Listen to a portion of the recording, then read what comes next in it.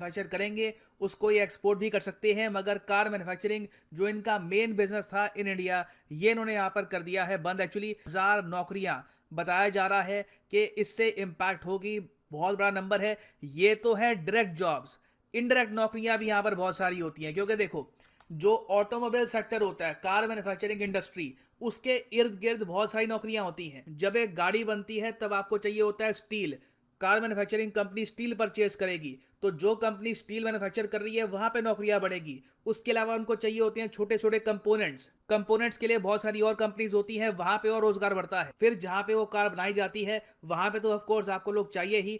तो दुनिया भर में आप देखोगे कि सरकारें कोशिश करती है कि जो ऑटोमोबाइल सेक्टर है, जो car two wheeler manufacturing sector है, वहां पर लगातार ग्रोथ बनी रहे, क्योंकि वहीं से आती है जॉब्स। तो लगातार वहां पे कंपनीज लीव कर रही हैं, ये एक नेगेटिव साइन है।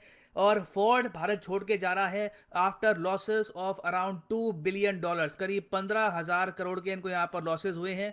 उसके बाद ये इन्होंने डिसाइड किया है कि कार मैन्युफैक्चरिंग तो अभी के लिए इंडिया में हमको बंद करनी होगी। नाउ सरकार का टारगेट यहाँ पर यह है कि जो ऑटोमोबाइल सेक्टर है, जहां पे हम मैन्युफैक्चर करते हैं ट्रक्स, कार्स, इसका जो कंट्रीब्यूशन है हमारे देश की टोटल जीडीपी में, ये अभी 7.1% है ना, इसको बढ़ा के करना है 12%। और सरकार ये चाहती है कि भविष्य में 5 करोड़ नौकरियां निकले इस सेक्टर से। विरास अभी के लिए आप अगर देखो तो लगभग 3 करोड़ 70 लाख के आसपास रोजगार यहां से निकलते हैं इस सेक्टर से। अगेन, ये एक कंपनी से या फिर ग्रुप ऑफ कंपनी से नहीं होता, इस सेक्टर के इर्द गिर्द ही इतनी कंपनीज घूमती हैं कि वहां से भी नौकरियां आती हैं, और ओवरऑल हजारों लोगों को मिलती है नौकरियां। तो यहाँ पे जो नंबर है ना, ये 4000, एक्चुअल जो जॉब लॉस होगा इससे काफी ज्यादा होगा कंपैरिजन में। नाउ ये ऐसा क्यों हो रहा है, हम इसको कैसे अवॉइड कर सकते हैं फ्यूचर में, डिस्कस करते हैं इस वीडियो में। मगर आगे बढ़ने से पहले आपसे पूछूंगा एक प्रश्न ये है कि फैक्टर ऑफ प्रोडक्शन, अगर आपने स्कूल टाइम में कभी भी इकोनॉमिक्स की एबीसीडी भी पढ़ी होगी तो आपने डेफिनेटली फैक्टर ऑफ प्रोडक्शन के बारे में पढ़ा होगा। इकोनॉमिक्स का एक बहुत ही बेसिक का प्रिंसिपल है फैक्टर ऑफ प्रोडक्शन। इसमें 4 फैक्टर्स होते हैं, आपको यह बताना है कि इनमें से वो कौन सी ऑप्शन है जो फैक्टर ऑफ प्रोडक्शन में काउंट नहीं होती। ये दुनिया भर में सेम सिद्धांत चलता है, बहुत ही बेसिक बात है, इसके बारे में आपको बताना चाहिए कि फैक्टर ऑफ प्रोडक्शन इनमें से क्या नहीं है, लैंड, लेबर, कैपिटल या फिर वेजेस। कमेंट सेक्शन में करो आंसर, सही आंसर मैं आपको दूंगा वीडियो के अंत में। ना अगर हम बात करें दुनिया में 10 मेजर कार कंपनीज के बारे में, तो नंबर 4 या नंबर 5 पे मोस्ट प्रोबेबली आपको फोर्ड मोटर्स मिलेगी ही। यहाँ पे आप देखोगे, जबकि इंटरेस्टिंगली इनफ दुनिया में सबसे बड़ा कार मैन्युफैक्चरिंग ब्रांड माना जाता है टोयोटा मोटर कॉर्प। ये एक जापानीज कंपनी है। वैसे आप अगर देखो तो नंबर 2 और 3 पे जर्मन कंपनीज है, मगर जापानीज कंपनी ने यहाँ पर इंटरेस्टिंगली इवन नॉर्थ अमेरिका में, यूएस, कनाडा, मेक्सिको में काफी जगह फोर्ड मोटर की जो मार्केट है ये कैप्चर कर ली है। और फोर्ड आज के समय इवन नॉर्थ अमेरिका में भी टोयोटा से पीछे है। मगर अपने आप में फोर्ड मोटर एक बहुत बड़ी कंपनी है। इसकी शुरुआत हुई थी 1903 में, और पिछले 100 साल में आप अगर देखो तो इन्होंने दुनिया भर में बहुत सी गाड़ियां बेची है, काफी इनोवेशन करी, नए डिजाइन यहां पर प्रेजेंट किए, मगर इंडिया में कभी ये ज्यादा प्रॉफिट कमा नहीं पाए। ये पिछले 25 साल में भारत में कार मैन्युफैक्चर कर रहे हैं। मगर देखो प्रॉब्लम यहाँ पर ये होती है कि सिंस ये ग्लोबल कंपनी है, कभी ना इन्होंने 100% मेक इन इंडिया या फिर इवन मैं कहूंगा 70 to 80% make in India try नहीं किया। ये लोग बेसिकली क्या करते हैं कि सिंस इनकी सप्लाई चेन इतनी बड़ी है कि वियतनाम में भी प्लांट है, फिर फिलीपींस में प्लांट है, इवन जो गल्फ कंट्रीज हैं, सऊदी अरेबिया, यूएई, वहां पर भी प्लांट्स हैं, तो वहां से काफी बार पार्ट्स इंपोर्ट करके, काफी बार गाड़ियां इंपोर्ट करके अपना बिजनेस चलाते थे इंडिया में।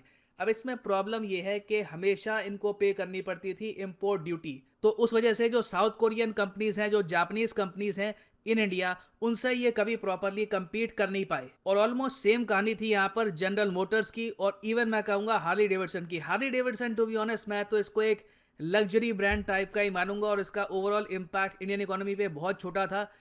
फोर्ड फिर भी एक आप कह सकते हैं अपर मिडिल क्लास के लिए कार ये लोग मैन्युफैक्चर करते थे। मगर जाने से पहले जो उन्होंने कमेंट्री करी है ये कुछ हद तक चिंताजनक है।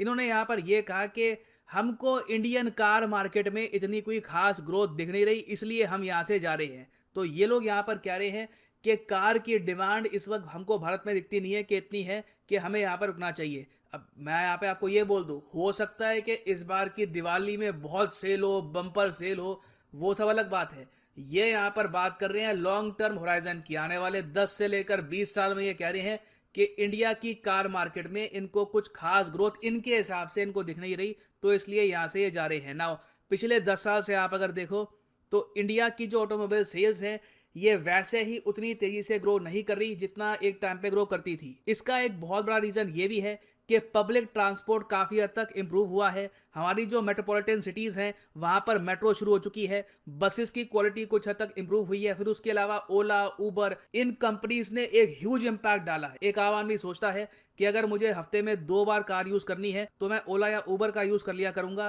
कार परचेज करने की आवश्यकता क्या है। तो इस वजह से ओवरऑल आप अगर देखो तो धीरे धीरे जो कार की डिमांड है ये थोड़ी बहुत कम हुई है। फिर एक बहुत बड़ा फैक्टर ये भी है कि जो फॉरेन प्रोड्यूसर्स हैं इन्होंने कभी इंडियन मार्केट को प्रॉपरली समझा नहीं है। आप अगर इंडियन कार मार्केट को देखोगे ना तो सबसे बड़ा शेयर यहाँ पे ऑलमोस्ट 50% शेयर आता है मारुति सुजुकी के पास। कहा यह जाता है कि अगर भारत में 10 कार्स बिकती हैं तो उसमें से 5 होती है मारुति सुजुकी की। उसके बाद आप अगर देखो तो फिर शेयर आता है हुंडई मोटर का, फिर है महिंद्रा महिंद्रा, फिर टाटा मोटर्स का जो शेयर है वो भी बहुत ज्यादा कम है। तो फोर्ड मोटर्स का जो शेयर था पिछले कुछ सालों में ये 2 से लेकर 3% के आसपास था। और इसका एक बड़ा रीजन यहाँ पर यह है कि इनकी कार्स थी काफी महंगी compare to Maruti Suzuki cars या फिर even Hyundai motor cars. Maruti Suzuki बहुत ही स्मार्टली इंडिया में एक मैन्युफैक्चरिंग बेस एस्टैब्लिश कर लिया है। इनको पता है कि ज्यादा माइलेज देने वाली कॉस्ट इफेक्टिव कार्स जो इंडियन कंज्यूमर को पसंद आती है वो कैसे बनानी है। और उसके अलावा इनका जो डीलरशिप नेटवर्क है वो भी काफी अच्छा है। मार्केटिंग इन्होंने काफी बेहतर करी कंपेयर टू फोर्ड। इसलिए मैं कहूंगा फोर्ड जेन्युइनली काफी पीछे रह गया। बहुत से रीजंस हैं, एक तो इंपोर्ट ड्यूटी है, फिर उसके अलावा फोर्ड की मार्केटिंग कभी इन्होंने प्रॉपरली करी नहीं, फिर जो इनकी कार्स थी ये मिडिल क्लास को कभी इतनी पसंद आई ही नहीं। People always went for Hyundai, Toyota या फिर मारुति सुजुकी। और इसलिए एक तरफ जहां पर फोर्ड की जो ग्रोथ है ये डिप होती जा रही है और अब ये लोग ये भी कह रहे हैं कि भविष्य में ग्रोथ हमको दिख नहीं रही। हम दूसरी तरफ देख रहे हैं कि टोयोटा की जो ग्रोथ है इंडिया में ये लगातार बढ़ती जा रही है। और इवन आप अगर यूएस मार्केट में देखो, आप जान के हैरान होंगे मगर यूएस मार्केट में भी फोर्ड जो एक अमेरिकन कंपनी है इनके पास नंबर 1 रैंक नहीं है मार्केट शेयर में, ये नंबर 3 या नंबर 4 पे आते हैं काफी बार। आप अगर देखो फोर्ड मोटर कंपनी आज के समय टोयोटा जो एक जापानीज कंपनी है उससे भी कम मार्केट शेयर रखती है इन यूएसए। तो ओवरऑल देखिए फोर्ड कंपनी वैसे ही आप अगर देखो तो इंटरनेशनली पिछले 10 सालों में अपना मार्केट शेयर चाहे भारत हो या फिर यूएस हो, इवन यूरोप आप कह सकते हैं कुछ एक्सटेंड में, वहां पर ये लूज करती आई है। और अब देखो अब हम लोग क्या करें, हमें फोर्ड से मतलब नहीं है, हमें कोई केयर नहीं है कि फोर्ड कल को अमेरिका में ग्रो करे ना ग्रो करे, हमें मतलब है प्राइमरली भारत से। अब देखो भारत में ये कंपनी जब काम कर रही थी अब अचानक से चली जाती है, इससे मेक इन इंडिया की एक बहुत ही खराब इमेज जाती है इंटरनेशनली। हम लोग आज के समय ये चाहते हैं कि इंडिया में जो ये मैन्युफैक्चरिंग कंपनीज हैं ये बनी रहें, जॉब्स यहाँ पर और इंक्रीज हो ना। ये एश्योर करने के लिए हम क्या कर सकते हैं, देखिए अब समय आ चुका है कि ऑटोमोबाइल सेक्टर में इंपोर्ट ड्यूटी हम कम करें। इलॉन मस्क ने भी सेम बात यहाँ पर बोली है, वो चाहते हैं कि जल्द से जल्द टेस्ला की गाड़ी यहाँ पर लॉन्च करें। इन्होंने ये कहा है कि देखो मैं इंडिया में मैन्युफैक्चर करूंगा, बिल्कुल करूंगा, मगर हर बिजनेस से सीधा आप ये एक्सपेक्ट नहीं कर सकते कि आते ही बस आप फैक्ट्री लगाओ और बेचना स्टार्ट कर दो। कंज्यूमर्स तक अपना प्रोडक्ट पहुंचाने के लिए कुछ जो कार्स हैं ये लोग इंपोर्ट करना चाहेंगे और पहले इंडियन मार्केट में बेचना चाहेंगे, उसके बाद धीरे धीरे जो मैन्युफैक्चरिंग फैसिलिटी है ये भी यहाँ पर सेटअप करेंगे। तो इनकी बात भी काफी हद तक ठीक है। इंपोर्ट ड्यूटी कल को आप घटा सकते हो फिर बढ़ा भी सकते हो अपने हिसाब से। तो इंपोर्ट ड्यूटी आप अगर देखो यहाँ पे, अगर मैं देखूँ कमर्शियल व्हीकल, ये अभी भी बहुत ज़्यादा है, 30% के आसपास इंपोर्ट ड्यूटी है। मैं कहूँगा इसको थोड़ा बहुत हम कम कर सकते हैं। इसको अगर हम 25-24 के आसपास भी कर दे तो एक ह्यूज रिलीफ होगा for many car manufacturing companies. क्योंकि अभी के लिए देखो अमेरिकन कंपनी जा रही हैं, इन द फ्यूचर अगर कल को कोई जापानीज या फिर साउथ कोरियन कंपनी भी जाती है तो इससे और जॉब लॉसेज होंगे। तो आई थिंक टाइम अब आ चुका है, वेरियस और फॉरेन कंपनीज भी कह चुकी है कि कुछ हद तक इंपोर्ट ड्यूटी अब कम कर दीजिए। और वैसे देखो हमें कोई ऐसा खतरा भी नहीं है कि बाहर की कंपनीज आके हमारी मार्केट कैप्चर कर लेगी। 50% के आसपास तो मारुति सुजुकी के पास है। Maruti Suzuki of course 2 companies का वेंचर है। तो यहाँ पर मैं आपसे पूछना चाहूँगा आपका ओपिनियन कि अब जो ये फोर्ड का एपिसोड हुआ है ये देखकर क्या आपके हिसाब से जो ऑटोमोबाइल इंडस्ट्री है वहाँ पर इंपोर्ट ड्यूटी कम करने का समय आ चुका है, या फिर आप मानते हैं कि नहीं उनको जाने दो, थोड़ी बहुत जॉब लॉसेज वगैरह होती है होती रहे, हम लोग